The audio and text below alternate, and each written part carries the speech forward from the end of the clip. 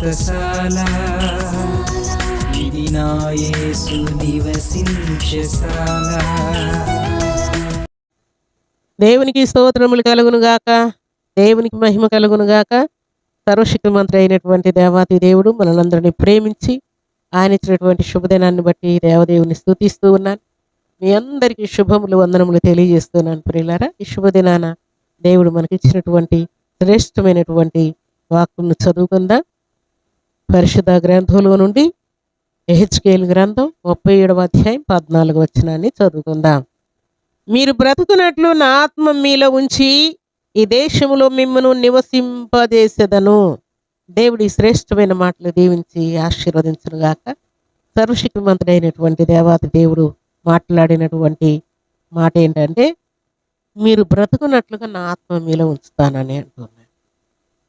మనం బ్రతకకుండా ఏమైపోయాము అని అంటే, దేవుడు ఎముకలతో మాట్లాడుతూ మేము సమాధి అయిపోయాం, ఎముకల గూడైపోయాం, ఇక మాకు జీవం లేదని మీరు అనుకుంటూ ఉన్నారు. అయితే ఎండిన ఎముకల్లారా రండి, మీలోనికి జీవాత్మను, చర్మమును, నరములను, మాంసమును పంపి మీరు బ్రతుకున్నట్లుగా నా ఆత్మ మీలో ఉంచుతానని ఎముకలతో మాట్లాడిన దేవుడు మనతో కూడా మాట్లాడుతున్నాడు ప్రియులారా.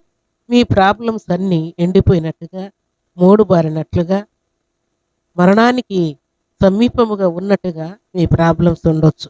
కానీ ఎండిన ఎముకలను జీవింపజేసినటువంటి నేను మీ జీవితాల్లో ఏ ఏ పరిస్థితుల్లో మీరు ఎండిపోయి ఉన్నారో, కృంగిపోయి ఉన్నారో, నా ఆత్మ మీలో లేక ఎండిపోయి ఉన్నారో వారందరికీ కూడా మీలోనికి నా ఆత్మను పంపి మీరు బ్రతుకున్నట్లుగా నేను ఘనకార్యం చేయబోతున్నానని దేవుడు సెలవిస్తున్నాడు.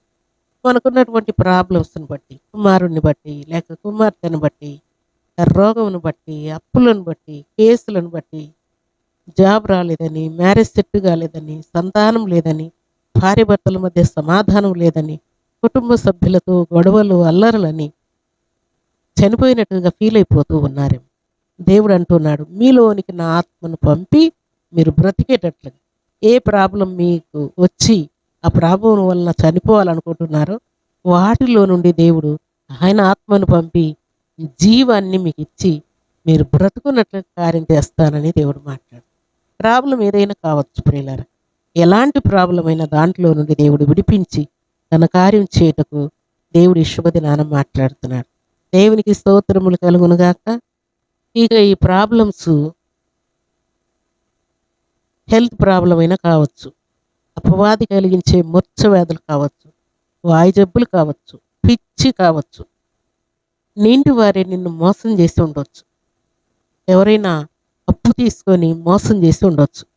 ఇలాంటి పరిస్థితుల్లో ఈ సమస్యలు, ఈ బాధలు భరించేదానికంటే చనిపోయేది మేలన్నంతగా నీ ప్రాణం కృంగిపోయి ఉండొచ్చు. దేవుడు అంటున్నాడు, మీరు బ్రతుకున్నట్లుగా నా ఆత్మను మీలో ఉంచి మీ కార్యాలు ఏ ఏ విషయాల్లో మీరు చనిపోయినంతగా ఫీల్ అయిపోతున్నారు వాటన్నిటి విషయంలో మీరు బ్రతకడానికి ఏ కార్యం చేస్తే మీరు బ్రతుకుతారో ఆ కార్యం నేను చేయబోతున్నానని దేవుడు మాట్లాడుతున్నాడు. దేవుని సన్నిధిలో చేరినటువంటి దేవుని బిడ్డలమైన మనందరి జీవితాల్లో మనం బ్రతకడము దేవుని యొక్క ఆయుష్తో ప్రియులారా. అలనాడు దేవుడు ఆదామును మంటితో తయారు చేసిన తర్వాత ఆయనలో జీవం లేనప్పుడు దేవుడు జీవాత్మను ఆయనలోనికి వదగా జీవాత్మ ఆయనని వ్రాయబడి ఆయనలోనికి జీవం వచ్చినట్లుగా బ్రతకడానికి జీవాన్ని ఇచ్చిన దేవుడు, ఎండిన ఎముకలకు జీవమునిచ్చిన దేవుడు మనకు కూడా ఏమి జరిగితే బ్రతుకుతామో దానిని దేవుడు జరిగించి జీవాత్మను పంపి ఆ ఆత్మ మనలో ఉండటం వలన ప్రార్థించే కృపను, ప్రకటించే కృపను, దేవుని కొరకు మహిమ తెచ్చే పాత్రలుగా, సాక్ష్యం పలికే పాత్రలుగా ఉండేటట్టుగా దేవుడు ఘనకార్యం చేసి చూపిస్తున్నాడు.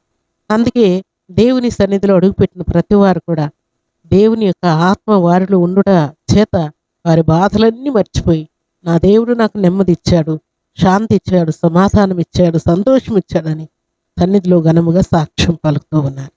దేవుని సన్నిధిలో చేరిన మనమందరం కూడా దేవుడు ఆయన ఆత్మను మన కొరకు పంపి ఘనకార్యములు, శుభకార్యములు, శ్రేష్టమైన కార్యములు చేసి మనము బ్రతుకున్నట్లుగా, ఇహలోకంలో బ్రతుకున్నట్లుగా, దేవుని కొరకు బ్రతుకున్నట్లుగా దేవుడు ఆయన ఆత్మను మనతో ఉంచాడన్న సత్యాన్ని జ్ఞాపకం తెచ్చుకొని దేవుని కొరకు మనం జీవించాలని దేవుడు ఆజ్ఞాపిస్తున్నాడు.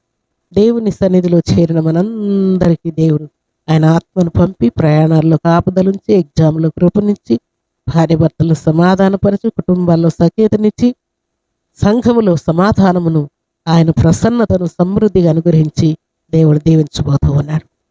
అలాంటి కృపా భాగ్యం సర్వశక్తిమంతుడు అయినటువంటి దేవాతి దేవుడు సర్వసమృద్ధిగా మనందరికీ అనుగ్రహించి ఆయన మేలుల చేత మనల్ని తృప్తిపరిచి ఆశీర్వదించునుగాక. ఆమేన్. ప్రార్థన చేసుకుని, భూమి ఆకాశములను కలుగు చేసిన మా తండ్రి మీకు స్తోత్రాలు. ఈ శుభదినాన మీరు ఇచ్చిన మాట ప్రకారం మీరు బ్రతుకున్నట్లుగా నా ఆత్మను మీలో ఉంచి మిమ్మల్ని నివసింపజేస్తారని సెలవిచ్చిన తండ్రి మీకు స్తోత్రాలు. మీ ఆత్మ మాలో ఉంచినందుకు స్తోత్రాలు. మీ ఆత్మతో మాకు సంధి చేసినందుకు స్తోత్రాలు.